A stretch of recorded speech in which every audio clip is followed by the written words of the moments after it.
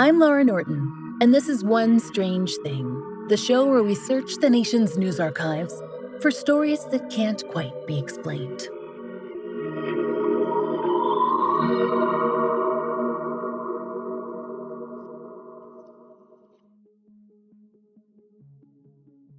Now, strangers, we've described some truly unpleasant things to you over the course of this entire show, and we like to think that we usually undersell them, that we couch the terrifying in some dry humor, and it all comes out in the wash.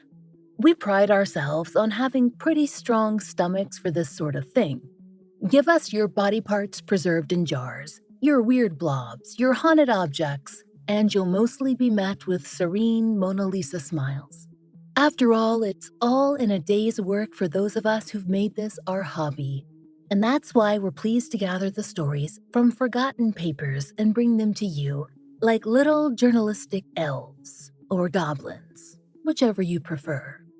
So, all this to say, it's rare when we see a photograph in a newspaper archive and have a visceral reaction. But the subject of today's story got us there. We exclaimed. There were expletives.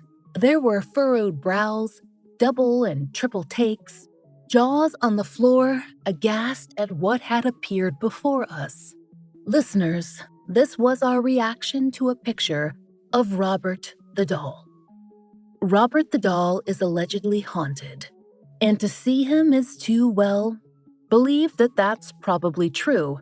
Our previous foray into the haunted toy area was a classic baby doll, and ostensibly we understand the notion that it might have one time appealed to, well, someone.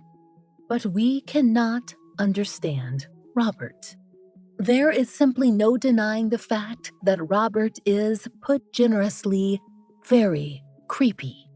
And put less generously, well, he's horrifying. He's one of Florida's most gloriously awful exports, and his story starts around the turn of the 20th century. Now, we've called him a doll so far, as many people do, but technically, Robert is not one. At least he wasn't designed to be. He became a doll out of use rather than design. Let us explain. Robert is roughly the size of a 6-year-old child, and according to the Steiff Company, in his pre-doll life, he was likely a mannequin in a shop window. We'll get into his transition into doll territory in a moment, but let's unpack his present appearance first. Because yes, unfortunately, Robert is still kicking, or sitting, whatever. Robert's body is made of foam and fabric, to which the decades have not been kind. His skin is yellowed like the paper of books at your grandparents' house. He's dressed in a sailor suit, white with pastel blue accents. He is stuffed with straw, and he remains somewhat floppy as a result. His face is the worst part. It's vaguely humanoid, but either has lost definition over the years or never had it to begin with. Imagine taking a lazy eraser to someone's features. Are you picturing that? Make it worse. So, the shape of his face is roughly an oval, with a slight raised part in the middle and 2 pink dots that allude to nostrils. His eyes are pitch black and perfectly round, made worse by tiny, painted-on eyebrows hovering above. His mouth bears only the suggestion of lips, but is now more a single, perfectly horizontal line. It is bulging slightly at the sides, in a move that's probably intended to evoke full childlike cheeks. Instead, it achieves the effect of, I'm holding a mouthful of bees and a horrible secret. Robert the doll also has hair. Oh, does he? It's short and blonde, peeking out from under his sailor cap. According to the record, Robert's hair is human. Hair from whom? Wouldn't we like to know? Or actually, maybe we wouldn't. Nowadays, Robert is encased in glass in a Florida museum. But for the purposes of our story, we need you to imagine Robert outside the confines of that museum exhibit and back in his heyday. You see, At one time, Robert the doll was loved deeply, and many argue, to a fault, by a little boy named Otto. Technically, Otto was actually the boy's surname, but he used it as a nickname, and you'll find out why in a moment. But to begin, the boy's full name was Robert Eugene Otto. According to the Miami Herald, Robert Eugene Otto was born in Key West, Florida in 1898, in a house his father had built by hand. His father, Thomas Otto, owned 2 local drugstores. The family had been in Key West for 3 generations. How exactly Robert the doll ended up in Otto's possession is unclear. The Fort Lauderdale News claimed that Otto's parents had helped raise a girl from the Caribbean when Otto was small, and that Otto had received Robert from that girl as a kind of gift. Who the girl was, or what helped raise means exactly, or where or how she might have acquired a doll the size of a human child, yes, that's also somewhat unclear. The Steiff Company has chimed in, as we said, and believes Robert is one of their creations from the late 1800s or early 1900s. Now, likely, Robert was part of a window display of, and we're not kidding, clowns. Where that display might have been or what happened to those mannequins after they were finished with their tour of duty is, you guessed it, unclear. But the story goes that Robert Eugene Otto somehow received the life-sized, hay-stuffed mannequin at around the age of 6 in 1904. The mannequin became a doll in the possession of a child who played with it nearly constantly. And then the human boy Robert gave the doll his own first name. In turn, he started going by his middle name or his last name, Otto, instead. That's quite a commitment, right? Right. If you thought this story was about to take a turn for the heartwarming, think again. Instead, it's going to be weird, because young Otto didn't just play with his new companion. He treated Robert the doll like a sentient creature. In fact, according to the Fort Lauderdale News, he almost treated Robert as a kind of alter ego. Quote, when he got in trouble, he would blame the doll. He would say, Robert did it. According to the record, things around the house would go missing or be broken, and the child would insist it was always Robert's fault. The reporter wrote that Otto could often be heard playing with Robert in his room, and that multiple voices and giggles were audible. Plus, there's this, quote, sometimes, when only Robert was in the room, not only could giggling be heard, but also the scratch and thud of objects being dragged across the floor.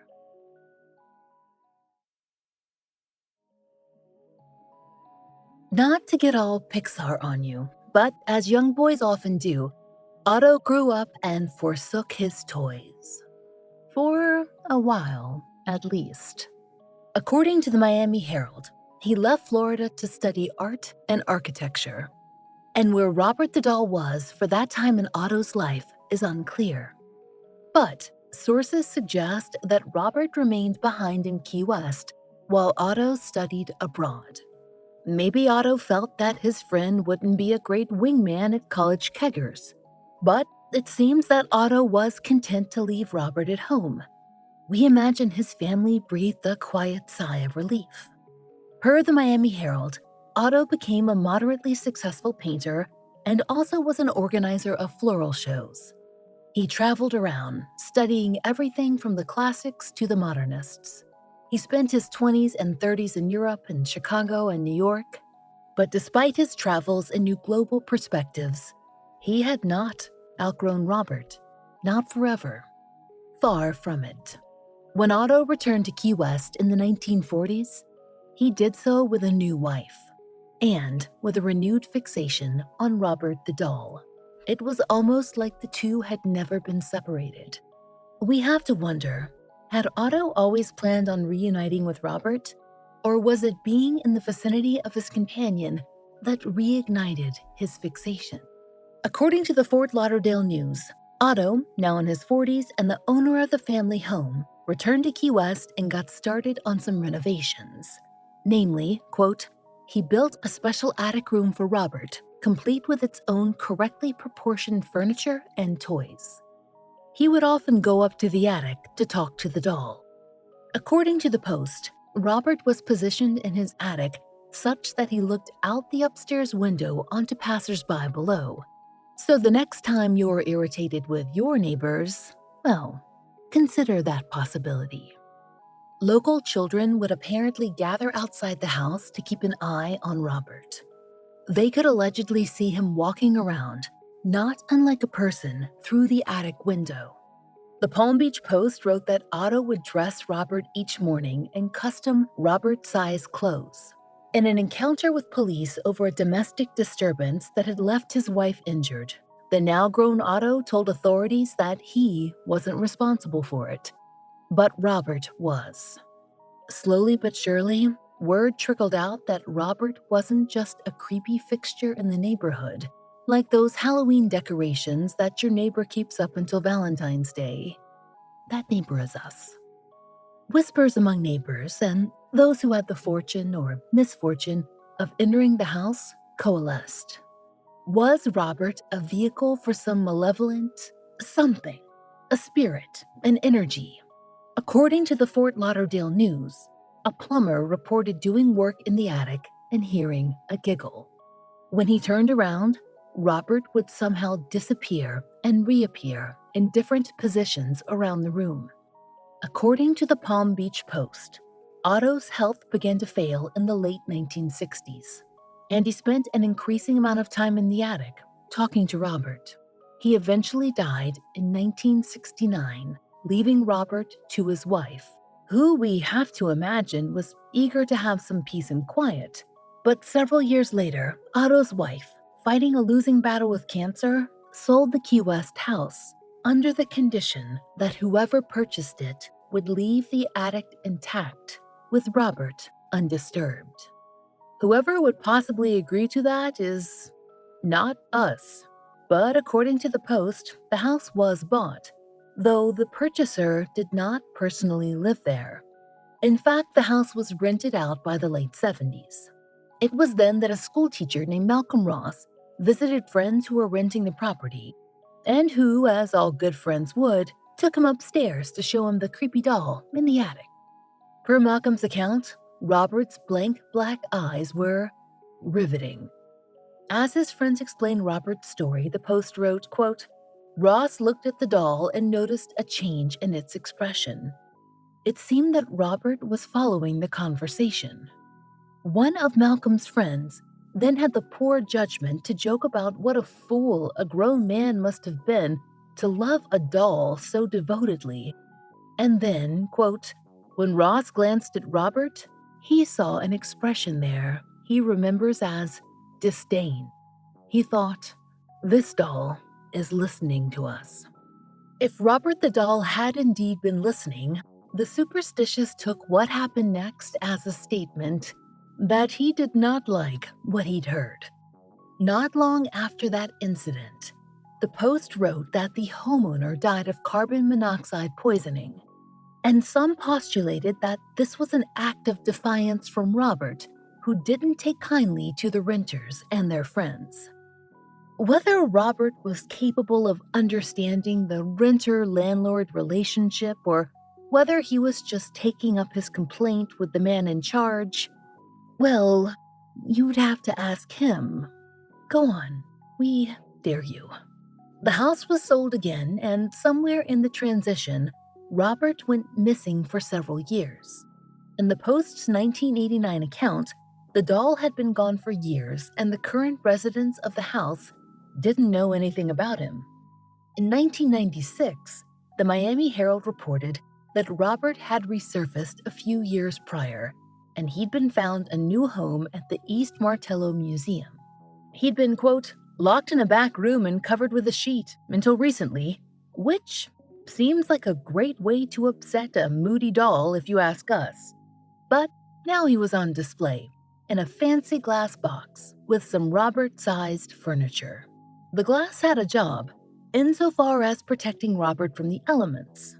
over a century in Florida doesn't exactly keep a textile in mint condition. Per the record, Robert had been aged both by the sun and a silverfish infestation, the latter of which pockmarked his fabric face. If such a thing might concern you, it's important to note that the glass box also kept Robert contained. Though, per the Post, quote, workers swear that he's sometimes in a different position in the morning than he was when they left him. According to the record, Robert apparently developed an array of tricks to keep the museum on its toes. Staff would sometimes claim to see white shapes flying up and down at great speeds in the museum hallways. Sometime in the early 2000s, Robert picked up a habit of turning all the lights in the museum on and off at the same time, a feat that should have required 8 people minimum to man the switches throughout the complex. And then there was that one curator, the curator who allegedly didn't believe in flying objects or haunted dolls, until, according to the record, she didn't show up for work one day. Her bike was still chained up outside the museum, and it turned out that the previous night she'd left on foot, in a hurry. Quote, her co-workers learned later that something she'd seen in Robert's wing of the building sent her screaming into the night. She didn't slow down until she got home. According to the record, Robert hasn't given up the proverbial ghost to this day. Quote, people claim to see him shift in his chair and change facial expressions. The doll's most common offense is electric interference. Handheld devices fail. People taking pictures find themselves with corrupted blank and unrecognizable images. According to the record, visitors are now advised to follow these steps if they'd like to photograph Robert. You must introduce yourself, take the photo, and then thank Robert when you are done. These steps will, apparently, prevent him from destroying your camera. Something we need to add here. For over a decade now, Robert has not been alone in his glass box. He has a toy with him, a small, raggedy plush lion. Per the record, that lion had apparently been on display in another exhibit at the museum until one day, quote, a volunteer cleaning the windows on the cases in the dollhouse exhibit noticed something missing, a pronounced space between 2 of the stuffed animals. She checked to see if the case had been left unlocked or possibly pried open, but she found no signs of either. Making a mental note to report the missing item to the curator, she continued cleaning the museum. As she began wiping the glass on Robert's case, she suddenly noticed that missing toy, sitting on Robert's lap. Historic Tours of America guide Thomas Locklear told the reporter in 2016, most of us have seen him move. I took photos of a new guide in Robert's room without asking permission. I figured I wasn't taking pictures of Robert, just in his room, and it didn't matter. The phone I was using got very hot and stopped working before I left. When I took it to Verizon the next day, they said the entire inside of the phone had burned up, and they'd never seen anything like it. The Herald reported that a psychic has supposedly visited Robert at the museum and confirmed that, quote, he feels better now, that he has his own exhibit and a toy and a deferential staff of museum workers, which is, we guess, a good thing. As a business strategy, we have to say that we're not much for the make visitors to this obscure museum in Key West fear you. It just doesn't seem like a great way to build a loyal fan base, or even one that won't demand an exorcism prior to entry. In fact, it seems like a recipe for an empty building and a lonely little spirit, except for one strange thing. Robert the Doll is deeply, extremely popular on Key West and well beyond its waters.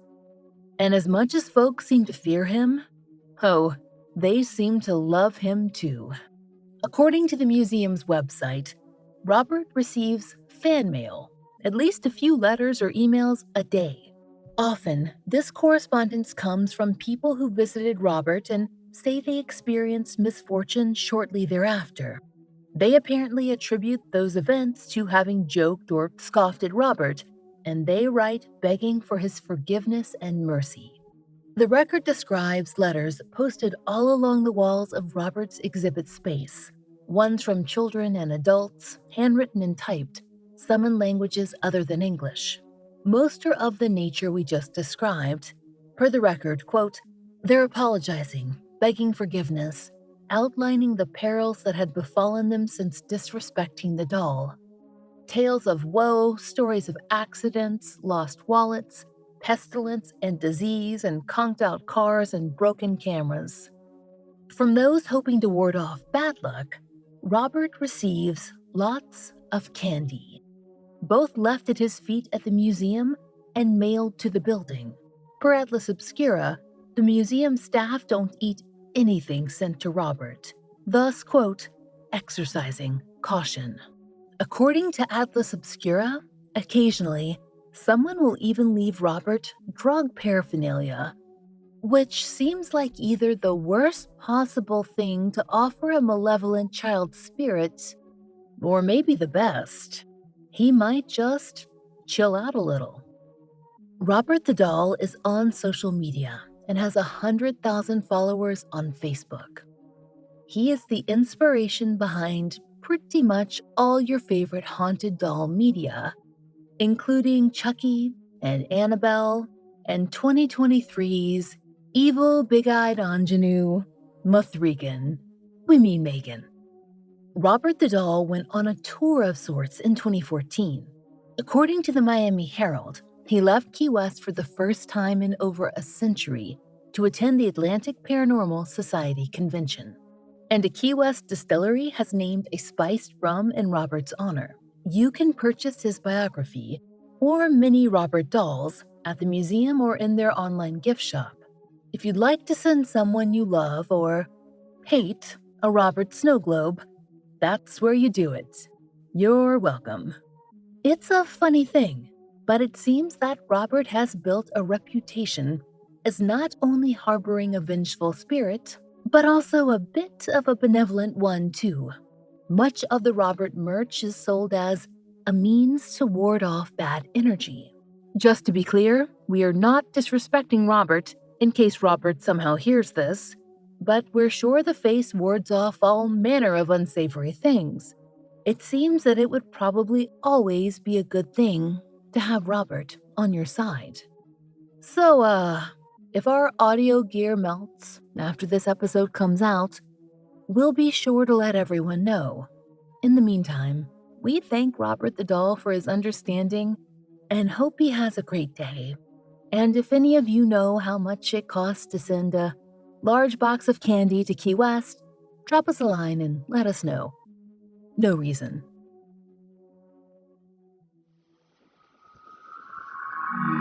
We hope you'll join us next time for another real-life story from the fine print of America's local papers, from the lives of regular people, just like you and me, except for one strange thing. Oh, and strangers, One Strange Thing is an independently produced podcast. To support the show and hear more of the entirely true and enticingly peculiar, join us over on Patreon. There you'll get ad-free early releases of our regular episodes, full-length bonus episodes, blogs, and monthly live streams, all for $5 a month. We hope you'll check it out. There's a link in our show notes. And as of April 2023, we're offering 2 bonus episodes a month. And if you enjoy our show, please take a moment to leave us a great rating or review on your favorite podcast app. It really helps.